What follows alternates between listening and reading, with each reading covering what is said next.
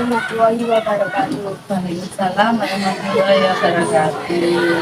Halo everyone, selamat datang di podcast Ini Dia. Oke.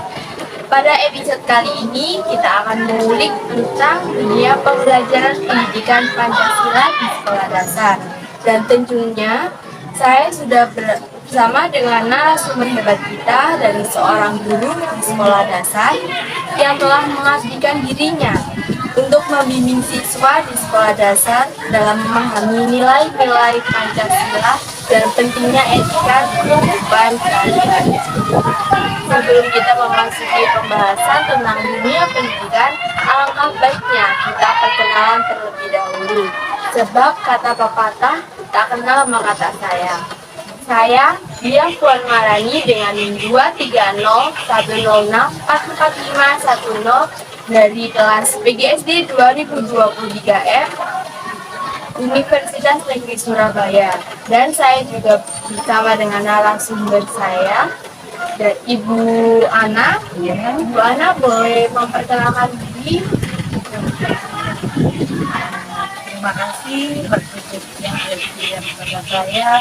Saya Bu Ana, guru kelas 1 di SDN 34. Ibu, sebelum memasuki pembahasan nih, apa boleh Ibu ceritakan pengalaman Ibu selama mengajar menjadi seorang guru? Ya, selama ini saya sudah mengabdi di SD dari tahun 2000 hingga sekarang. Alhamdulillah jiwa saya di kelas 1 terus. Jadi ngomong dengan anak-anak yang terkadang menggemaskan, terkadang juga ya Allah gimana ya, tapi senang banget menjadi seorang guru SD. Wah, hebat sekali ya teman-teman ini Bu Ana ini. Nah, baik, kita sekarang masuk ke sesi pembahasan tentang dunia pendidikan. Teman-teman semua pasti penasaran kan, apa sih itu pendidikan Pancasila? Baik, langsung saja kita mulai bertanya-tanya dengan Ibu Ana. Ibu Ana, boleh dijelaskan apa yang membuat Anda tertarik untuk menjadi seorang guru di sekolah dasar? Tadi sudah saya katakan, mengajar di SD itu sangat senang sekali. Hanya hiburannya juga. Nah, dari awal, dari mulai SMP, memang sebenarnya saya nggak punya cita-cita ingin jadi guru. Inginnya dari keluarga menjadi seorang, maksudnya dari keluarga kesehatan ya. Tapi saya orangnya kecil hati, nggak berani. Jadi saya mengabdikan dari mulai SMA ya, lalu di waktu kuliahnya saya ambil D2 di UNESA juga, D2 PGSD, dan sampai diangkat menjadi PNS pertama kali di Dukuh Kupang selama 10 tahun. Setelah itu pindah di Lakar Santri sampai sekarang. Dan mungkin sudah panggilan jiwa ya Mbak ya, panggilan jiwa untuk mengabdi di SD di SDN Nida Kulon 4 bersama anak-anak belajar di sini. Pastinya kan saat pembelajaran itu pasti ada kayak tantangan-tantangan gitu. Nah, bisa Ibu jelaskan tantangan apa saja yang Ibu sudah lalui, dan kan pastinya tantangan ada solusinya. Mengajar di SD itu banyak sekali tantangannya, tapi tantangannya ya sebatas kenakalan anak-anak ya Mbak ya. Ada yang nggak mau duduk, ada yang nggak mau nulis, ada yang belum bisa membaca. Itu sudah tiap tahun seperti itu ya. Tapi saya pribadi juga teman-teman sebagai seorang guru ya, kita telateni aja, kita ajari, kita kasih semangat agar dia mau menulis, agar dia juga mau membaca. Bagi yang belum, kita kasih reward.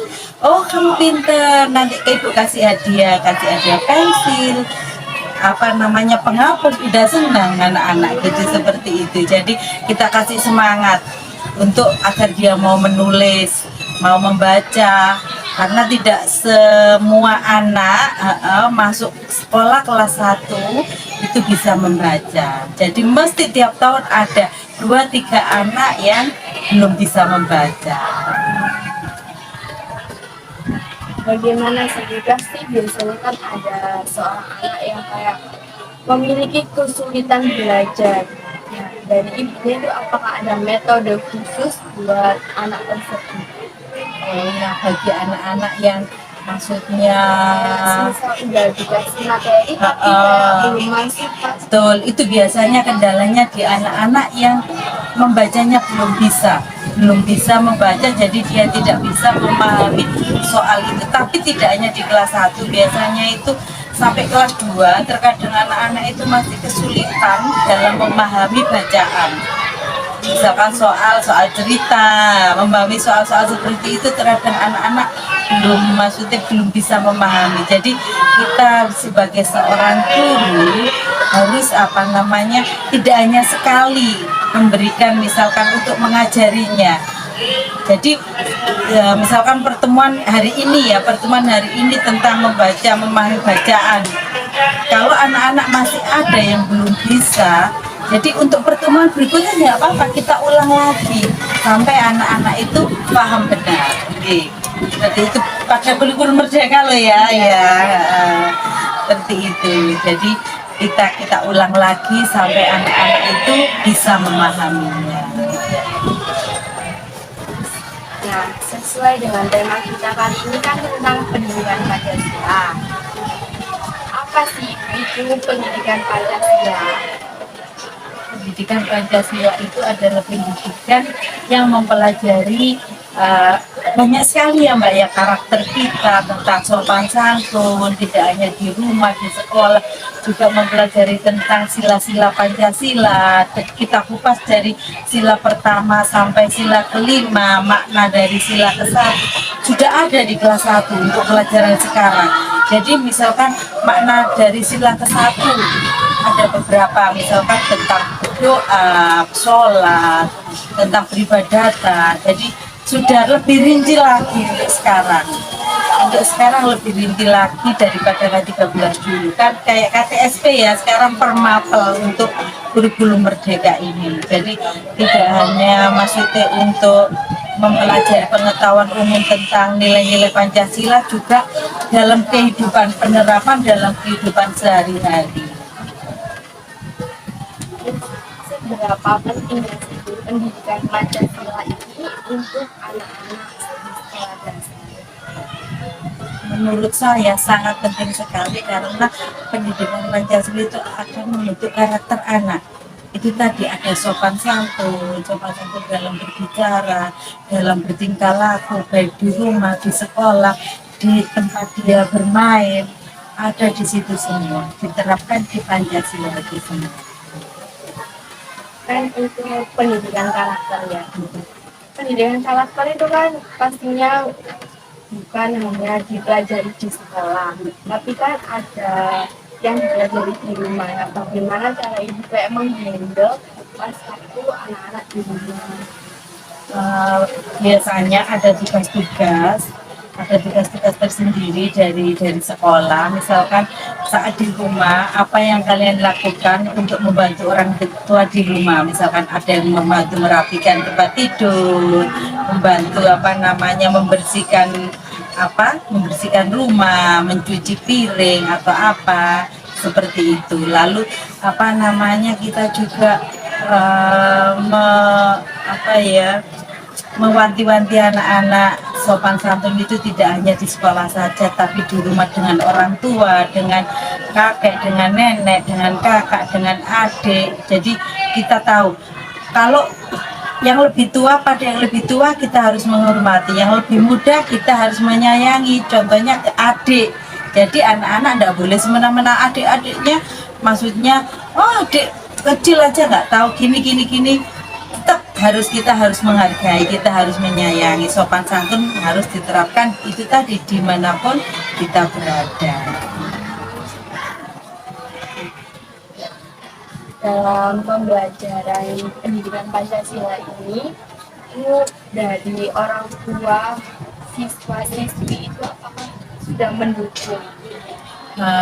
Selama ini memang kalau kita sendiri, guru sendiri yang kerja tanpa dukungan orang tua, kita tidak bisa apa-apa, Mbak. Karena apa? Satu, kita bertemu sama anak-anak hanya beberapa jam saja di sekolah, yang lebih lama di rumah juga di tempat bermainnya dia. Jadi kita selalu berkoordinasi dengan orang tua tentang belajarnya siswa. Jadi kita sering memantau, misalkan anak-anak, kita punya grup sendiri, Mbak ya, grup wali murid di kelas itu punya grup sendiri. Jadi ada tugas misalkan yang tidak terselesaikan di sini, kita share di grup siapa saja tadi yang belum selesai mengerjakan. Nah, jadi kita mantaunya di grup itu tadi. Kita bisa berkomunikasi sama wali murid. Jadi saya juga minta dukungan ke wali murid semua untuk belajarnya anaknya. Jadi kalau kekurangan apapun saya nge-share-nya di grup. Kalau enggak gitu ya terkadang kita kita datangi grup. Kalau anak itu sehari, 2 hari, 3 hari nggak masuk ke sekolah, kita datang ke rumahnya. Kenapa anak ini sampai nggak masuk? Seperti itu. Jadi kita sama wali murid itu kerjasamanya sangat betul, sangat erat sekali. Tanpa dukungan wali murid kita tidak bisa apa-apa. Kalau cuma mengandalkan sekolah, nggak ada apa-apanya. Soalnya yang lebih banyak waktu yang di rumah. Betul ya. Itu.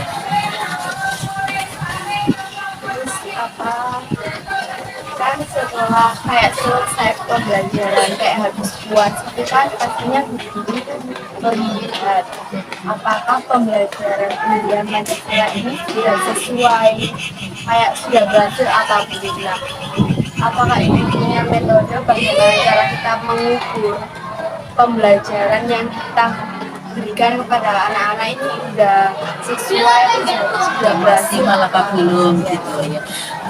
Setelah PTS atau juga setelah ulangan akhir semester ya Mbak ya, biasanya kan kita itu ada analisis ya, kita selalu mengerjakan analisis. Jadi nanti kita taunya oh anak-anak itu kurangnya di sini dari analisis itu tadi. Setelah itu kita review kembali, oh anak-anak kurangnya itu di materi ini. Jadi kita ulang kembali, kita bahas kembali. Ya tidak langsung banyak Mbak ya, sedikit-sedikit, lalu kita kasih soal lagi, maksudnya kita kasih pertanyaan bagi anak-anak yang masih tetap kita kasih pertanyaan-pertanyaan, masih nilainya sama dengan tes tulis, kita bisa juga dengan tes lisan. Bagi anak-anak yang belum bisa membaca kan kesusahan juga Mbak ya. Tapi saya selama ini ngajar di kelas 1 untuk semester 1 PTS PAS itu masih saya bacakan. Jadi kita bacakan, kita membantu anak-anak yang membacanya masih kurang. Jadi kita bacakan, saya bacakan, tapi anak-anak yang menjawab, misalkan pertanyaannya ya memilih, saya bacakan dulu bla bla bla gini ya, pilihannya apa, B apa, C apa, ayo dijawab sendiri-sendiri, disilang. Seperti itu.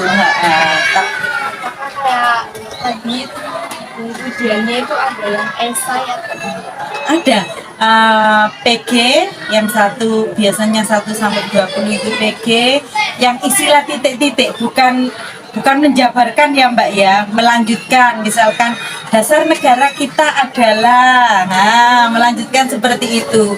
Jadi anak-anak kelas 1 belum bisa menjelaskan. Jadi istilah titik-titik, melanjutkan soalnya. kayak jawabannya itu kayak beberapa kata. Iya betul, seperti itu. Jadi istilah titik-titik bukan menjelaskan ya, untuk kelas 1 seperti itu. Ibu bisa menjelaskan manfaat pendidikan Pancasila ini bagi anak-anak di sekolah dasar itu apa saja? Manfaat dari pendidikan Pancasila itu banyak sekali Mbak untuk anak-anak, karena akan membentuk karakter dia karena membentuk karakter itu kan nggak dari dewasa ya, dari anak-anak kita tanamkan bisa juga dari dalam kandungan itu sudah jadi kasih musik klasik atau apa. Soalnya anak-anak dari kecil itu walaupun dia nggak bisa bicara tapi dia bisa mendengarkan apa yang kita katakan. Jadi kita mempelajari anak-anak tentang itu tadi juga saya katakan tentang sopan santun, tentang menghargai sesama teman, saling menghormati, saling menyayangi baik di sekolah, di rumah, di tempat bermain. Nah, itu ada di pembelajaran Pancasila itu semua. Nah, jadi kalau di sekolah mungkin sama bapak ibu gurunya, kalau di rumah kita pesan sama orang tuanya ya, sama bapak ibunya yang ada di rumah untuk pembelajaran Pancasila, diajari sopan santun, tutur kata yang baik, sayang kepada teman, tidak saling mengejek, saling menghargai, itu semua ada di pelajaran Pancasila. Jadi sangat penting sekali pelajaran Pancasila diberikan di tingkat SD ya, tidak ada saja dari TK mungkin ya, dari TK sudah diajari saling menghargai teman, saling berbagi, saling menyayangi, di situ semua di pembelajaran Pancasila semua. Karena kan ada orang yang bilang katanya itu pendidikan karakter itu harus ditanamkan dari kecil. Iya, Kalau betul. udah besar itu malah kayak susah. Iya. Kalau udah besar kan punya pemikiran tersendiri. Betul, iya benar sekali. Dari kecil ya, dari sebelum sekolah, masih bersama orang tua ya, masih belum sekolah, masih balita itu apa yang dia dengar dari orang tuanya, tutur kata orang tua itu sudah tertanam Mbak dari di telinganya, di pendengarannya anak-anak ya, apalagi ya sudah kita berikan di SD. Jadi bertahap dari keluarga, nanti di sekolah di TK, lalu sampai di SD, lalu sampai nanti di masyarakat. Sebelum ada mata pelajaran pendidikan Pancasila ini, di kurikulum sebelumnya kan ada mata pelajaran pendidikan kewarganegaraan. Jadi kan katanya ada yang bilang sama. Tapi menurut Ibu, apakah pendidikan Pancasila dan pendidikan kewarganegaraan ini ada perbedaan? Saya kira ada sama, cuma mungkin ada beberapa buku ya Mbak ya yang materinya lebih luas gitu, penjabarannya aja, tapi intinya sama tentang pendidikan kewarganegaraan sama Pancasila. Iya sama isinya sama, cuma itu tadi ada yang beberapa buku itu tadi yang materinya lebih luas, sama ada yang ringkas gitu loh Mbak. Itu aja. Ibu dari dua mata pelajaran tadi itu yang lebih efisien dan sesuai untuk anak di sekolah dasar itu apa? Itu apa? Dari Maksudnya? pendidikan Pancasila dan pendidikan kewarganegaraan itu yang lebih sesuai. Sama sih Mbak, sama aja ya antara pendidikan Pancasila. Soalnya kan tiap misalkan untuk tahun ini ya, tahun ini dengan kurikulum yang baru dan ganti kurikulum ya 13, lalu dulu KTSP 13, lalu sekarang kurikulum merdeka. Saya selama saya mempelajarinya intinya sama, cuma terkadang ada beberapa tambahan aja, misalkan itu tadi tambahan dari materinya aja, intinya sama. Bicara tentang kurikulum kan ini kayak biasanya berganti-ganti secara di waktu yang dekat-dekat. Nah ini kan pasti mempengaruhi siswa, guru, dan sekolah. Nah menurut tanggapan Ibu dengan kejadian pergantian kurikulum yang dilakukan secara berdekatan waktunya, sebenarnya ya saya sebagai guru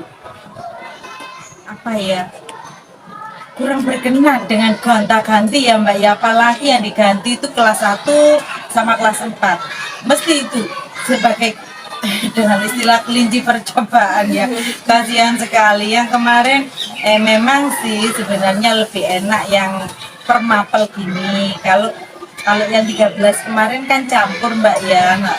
Misalkan bahasa Indonesia di situ ada IPA, ada IPS seperti itu.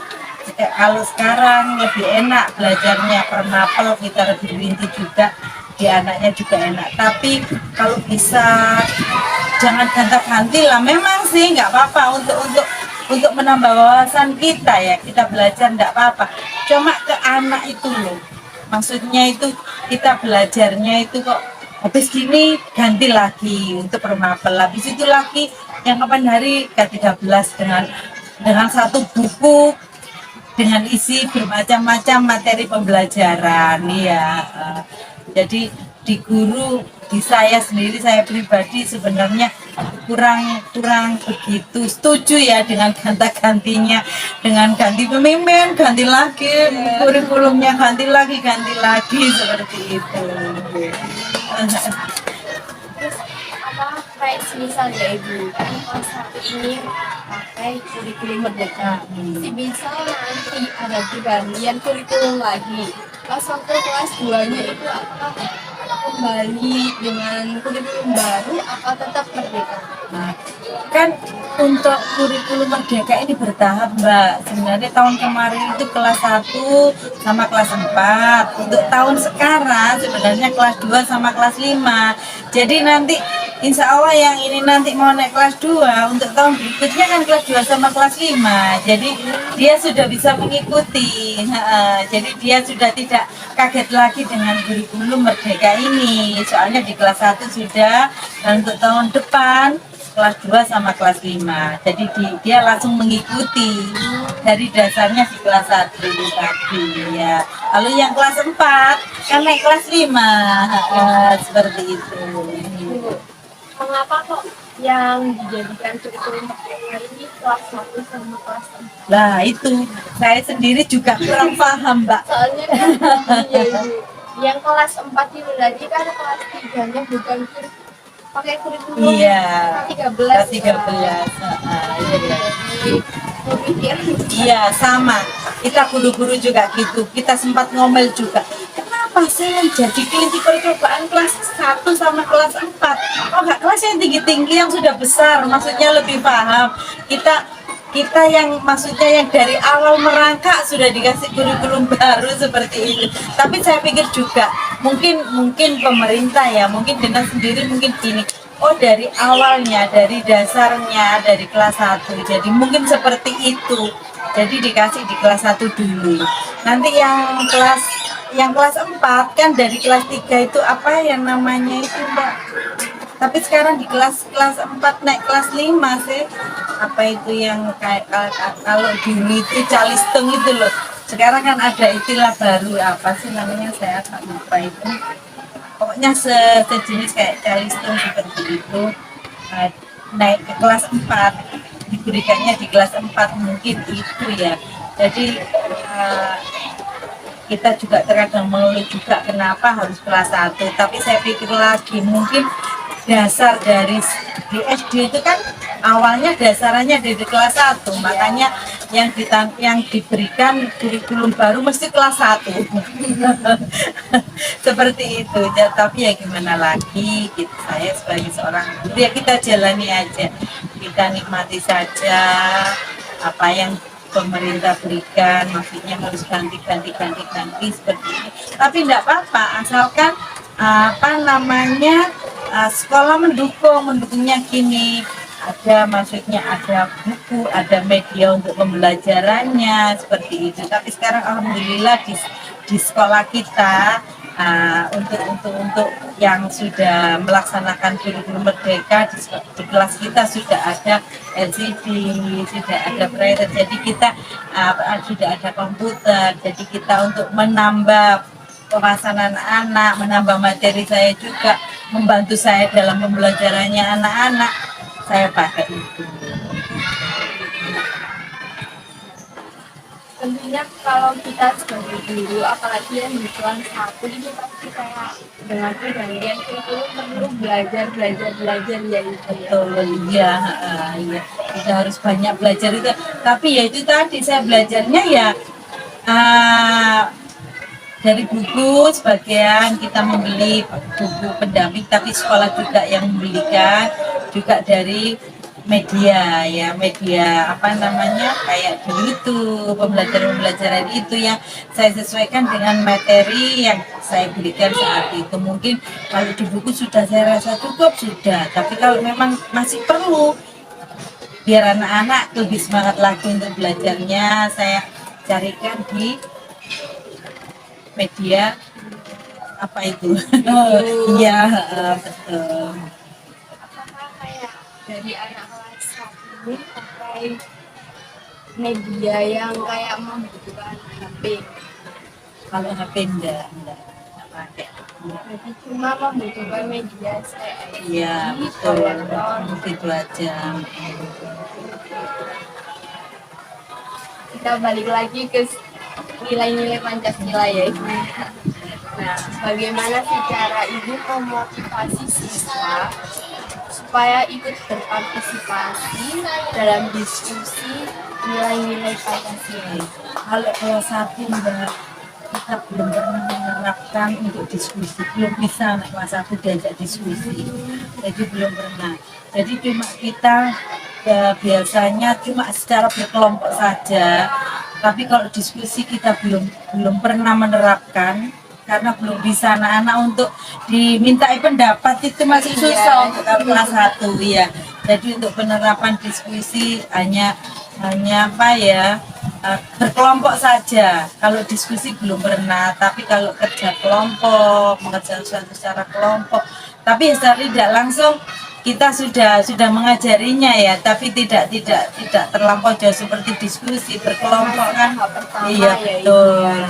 Terus kalau kerja kelompok itu ngapain aja? Kerja kelompok biasanya anak-anak misalkan ada tugas kelompok ya, di situ apa namanya pembelajarannya biasanya dikerjakan secara bersama-sama, kayak ada tugas memang yang harus dikerjakan bersama-sama, ada tugas mandiri juga. Biasanya kalau kerja bersama-sama itu apa namanya, contohnya kayak apa ya, kalau kerja sama-sama di pendidikan Pancasila ya, biasanya itu P5 itu aja. Misalkan kita kasih gambar sila ketiga ya, berupa gambar pohon beringin ya, itu nanti saya suruh mengkolase Mbak. Ada yang menggunting, ada yang menempelkan gitu, seperti itu dikerjakan secara bersama-sama sesuai dengan kelompoknya masing-masing. Nanti yang kelompok satunya misalkan saya kasih gambar yang melambangkan sila satu ya, itu sama juga, cuma beda gambar saja, seperti itu yang bisa dikerjakan secara kelompok untuk yang apa namanya pendidikan Pancasila. Ngomong tentang P5, apakah ada kayak proyek selain yang tadi menghubungi kelas itu? Ada, yaitu dari apa namanya daur ulang ya, dari sisa misalkan dari botol bekas, dari tutup botol itu sudah pernah saya kasihkan. Misalkan membuat tempat pensil dari botol aqua sama sedotan, lalu dari tutup botol aqua juga sudah kita buat bunga, lalu ikan itu gambar ikan, lalu dikolase dengan bekas itu bungkus snack. Nah itu dipotong-potong, kita tempel menjadi kita tempel di gambar bentuk ikan seperti itu dari P5-nya. Untuk bahan-bahan yang digunakan itu dari siswa atau dari sekolah? Dari siswa.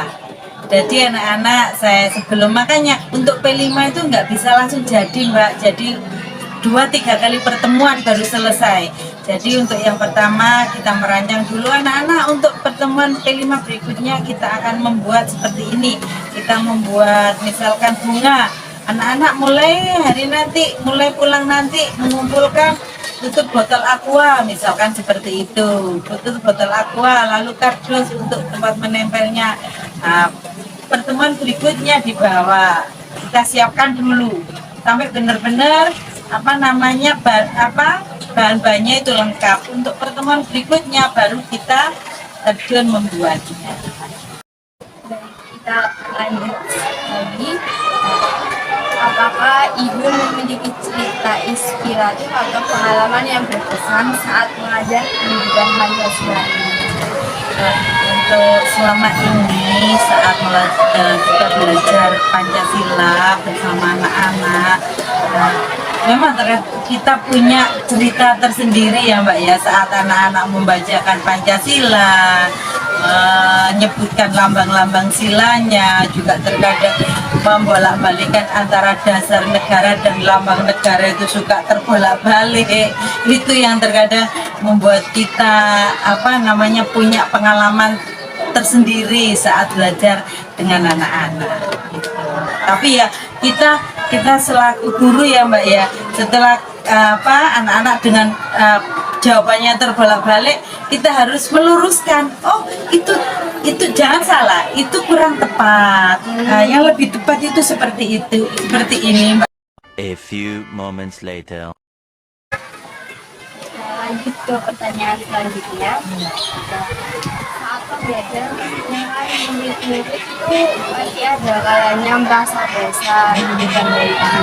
Nah, bagaimana cara itu supaya membuat mata pelajaran pendidikan Pancasila ini tidak bosan dan kayak menyenangkan buat anak-anak? Untuk pembelajaran Pancasila di SD terutama untuk anak-anak kecil ya Mbak ya, terkadang memang kalau diajak nulis terus ya bosan. Jadi kita selingi di pembelajaran itu, kita ajak bermain, tapi kita sesuaikan juga dengan pembelajarannya ya.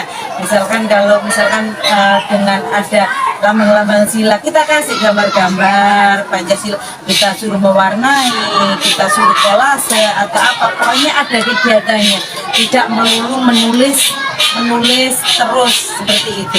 Jadi kita selingi, habis menulis nanti anak-anak kita suruh mewarnai, kita suruh menggambar atau membuat kolase tentang lambang-lambang sila Pancasila seperti itu.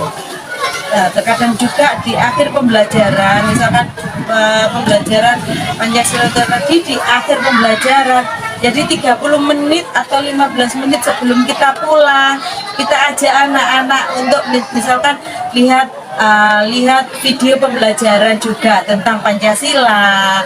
Jadi anak-anak lebih senang, jadi untuk jenuhnya itu hilang.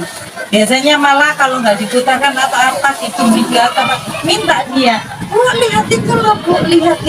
Tapi ya sebatas video untuk anak-anak ya, seperti itu. Biasanya kan ini ya, guru itu pasti kayak membagi game atau ice breaking pada anak-anak. Apakah ini juga melakukan seperti itu?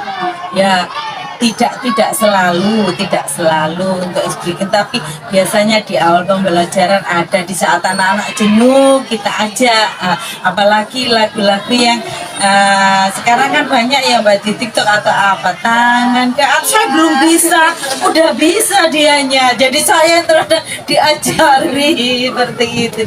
Jadi enak kita, anak-anak juga mungkin mamanya di rumah lihat di TikTok atau apa, itu sekarang kan banyak sekali ya SBK seperti itu, minta saya kasih, kadang saya belum hafal, anak-anak sudah hafal, jadi enak sih kalau belajarnya sama anak-anak udah langsung bisa.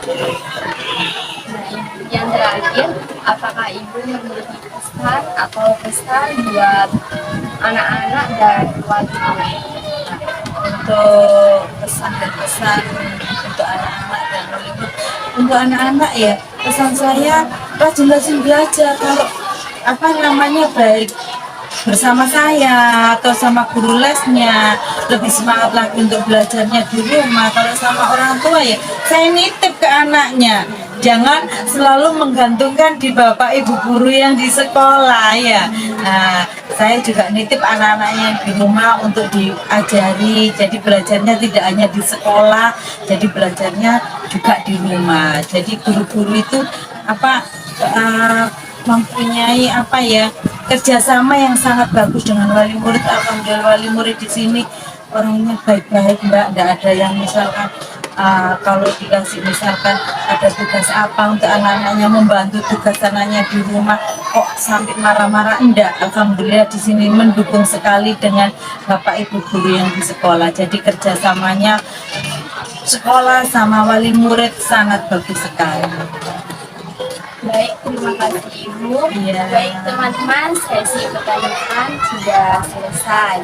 Nah, kita berterima kasih kepada Ibu Ana karena sudah meluangkan waktunya untuk berbagi Sama-sama. informasi dan pengalaman dalam pembelajaran pendidikan Pancasila. Saya yakin semua teman-teman yang telah menonton podcast ini pasti akan merasa terinspirasi dari Ibu Ana ini. Kemudian podcast kita ini yang membahas tentang dunia pendidikan Pancasila. Semoga apa yang ada di podcast ini bisa bermanfaat bagi kita semua. Ingat teman-teman, tetap semangat dan jangan pernah putus asa. Setiap masalah pasti ada jalan keluarnya dan ingat selalu bahwa Allah ada di samping kita selalu. Terima kasih telah menonton podcast ini dia. Saya Diakon Marani undur diri dan mohon maaf apabila ada salah kata, dan jangan lupa untuk like and subscribe supaya tidak ketinggalan untuk podcast selanjutnya. Saya akhiri. Wassalamualaikum warahmatullahi wabarakatuh. Waalaikumsalam warahmatullahi wabarakatuh. Terima kasih ya Ibu. Iya, sama-sama.